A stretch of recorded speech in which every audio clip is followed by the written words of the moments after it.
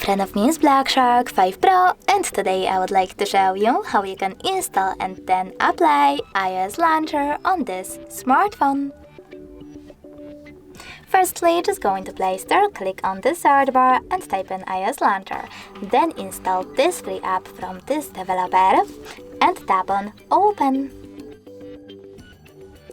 Now you need to wait for the pop-ups and select while using the app and allow in all of them. So while using, allow. Now go into your main screen, by choosing Home button and go into Settings. After that, you need to scroll down and access Apps section. Then click on Manage Apps and tap on those three dots at the top right corner. From here, you need to select Default Apps and click on Launcher.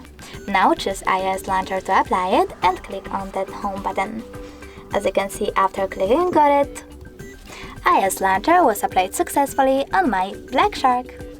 If you wish to switch between your launchers, you can always do that by going into exactly the same settings and tapping on System Launcher or iOS one. Thanks so much for watching. If you enjoyed this video, don't forget to leave a like, comment and definitely subscribe. Bye!